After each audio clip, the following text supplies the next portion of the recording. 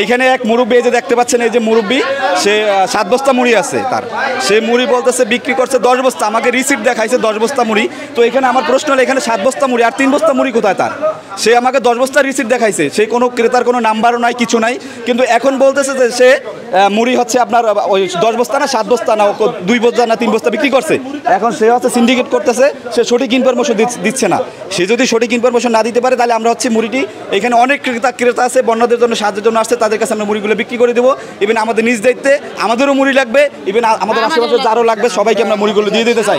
তবে কারণ বাজারের এখানে তারা প্রচুর সিন্ডিকেট করতেছে, 75 টাকার মুড়ি 85 টাকা 90 টাকা বিক্রি করতেছে, 104 টাকা কেজি বিক্রি করতেছে সিন্ডিকেট করে। আসলে এইগুলো তো দাম না। এখানে মানুষ, আমরা সবাই বন্যার্তদের পাশে দাঁড়ানোর জন্য আসছি, কিন্তু এখানে যারা বিক্রি করতেছে পুরো সিন্ডিকেট করে বিক্রি করতেছে। আমরা সেই সিন্ডিকেটকে ভাঙবো, আমরা এই সিন্ডিকেটের বিরুদ্ধে রুখে দাঁড়াবো, আমরা এই সিন্ডিকেট শেষ করে এখান থেকে আমরা আজকে যাবো। আসছি মুড়ি কিনতে, আপনি দেখেন মুড়ি নাই। এটা মুড়ি কই গেছে? একদিনে গেছে 64 জেলার মধ্যে 10 জেলা মাত্র পানি নিচে, বাকি কই মুড়ি কই আসছে? আপনি দেখেন সব দোকান খালি। একটু পরে মুড়ি পাবেন, ঘন্টা 2-4 ঘন্টা দেন আর টাকা বাড়ান, আবার পাবেন। এইটা দেশ। কেউ জন্য না ভাই, এটা শুধু মিথ্যা কথা, যে ভালোবাসি শুধু মিথ্যা কথা। নাইলে কই জিনিস কই? বাজার থেকে জিনিস কোথায়? এটা আপনি আমার বলেন। আমি যে দান করব, মানুষ আসতে দেখেন ঘুরতেছে, জিনিস কিনতে পারতেছে না। আপনি জিজ্ঞেস করেন সবাই যে বন্যার্তদের জন্য খাবার, শুকনা খাবার পর্যাপ্ত মজুদ দেশে আছে ভাইয়া, কই মুড়ি কোথায়? বের করেন মুড়ি কোথায় আছে। 100% সিন্ডিকেট ছাড়া বাজার থেকে এইভাবে মুড়ি চলে যায় কীভাবে? আপনি আমার বলেন। একটা বাজার, এটা কাউরান বাজার, এটা এর চেয়ে বড় ব্যবসায়ী কোথাও বসবাস করে না। তাহলে একদিনে ঢুকে কই গেল? একদিনে মুড়ি চলে গেছে সব। এত বড় একটা পাইকারি বাজার, এইখানে জিনিস থাকবে না, তাহলে তো বাংলাদেশের কোথাও নাই। এই হলো দেশের অবস্থা। 50 বছরের ওয়ারেন্টি আর বাহারি ডিজাইনের মুস্তাফা ইউপিভিসি ডোর, কাটিয়ে দিন নিশ্চিন্তে 50 বছর। Mustafa uPVC door, excellence with durability. কোথাও আমরা চিরা পাচ্ছি না এবং যে মিঠাই সেটাও পাচ্ছি না।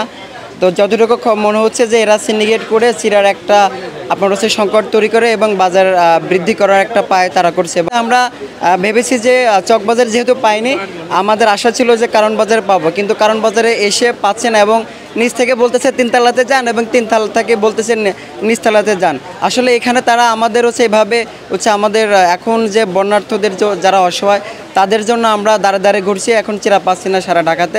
তারা আমাদের বিভিন্নভাবে হচ্ছে ভোগাচ্ছে। কোনো সিন্ডিকেটের কোনো মানে সিস্টেম নাই, ঠিক আছে? মাল হাজার কাস্টমার, ঠিক আছে, অ্যাডভান্স টাকা দিয়ে যাইতেছে, মাল আসতেছে, মার্কেটে ঢোকার আগে মাল নিয়ে যাইতেছে, ঠিক আছে? এখানে কোনো সিন্ডিকেটের সিস্টেম নাই। আমরা দাম বাড়াই না, আমরা শুনেন বাজারে যে পরিমাণ জিনিস এর চেয়ে 3 গুণ পরিমাণ কাস্টমার। আপনার যে লাগতেছে 100 কেজি, হ্যাঁ নিতেছে 500 কেজি। এত কাস্টমারের বিশেষ করে আমরা মাল দিতে পারি না, কারণ এত মাল দেওয়ার মতো আমাদের অ্যাবিলিটি নাই। যার থেকে আনি তার কাছে আমরা মাল পাইতেছি না। আমরা যে দামে বিক্রি করবো ওইরকম কিছু না, আমরা যেটা আনি আমরা ওইটাই বিক্রি দামে আনলে দামে বিক্রি করি। নোয়াখালী এমন ফেনী এমন দাগনভূঞা যে বন্যাটা হইতেছে, তখন আমার কাছে চেরার জন্য আসছে। এমন আমরা তখন তো কোনো চেরা আমার কাছে কোনো স্টক ছিল না, এমন আমরা কোনো মাল মজবুত রাখি নাই। তো আমার কাছে যতটুকু ছিল অতটুকু হিসাবে আমরা বাজার তন্ত্র আমরা মাল বিক্রি করে ফেলাইছি। এমন 2-1টি আমরা যেভাবে পাইছি মেলের থেকে আনছি, কিন্তু ইয়ার পরে দিয়া কিন্তু মেলের মধ্যে আপনাকে ছাত্ররা ঢুকিয়া এরা মাল নিতেছে, আমাকে মাল দেওয়া বদ্ধ করে দিচ্ছে। তার জন্য আমরা অক্ষম হয়ে গেছি। আমার কাউরান বাজার কিচেন মার্কেটের দোকানের স্পেসটা হচ্ছে সর্বোচ্চ 70 স্কোয়ার ফিট।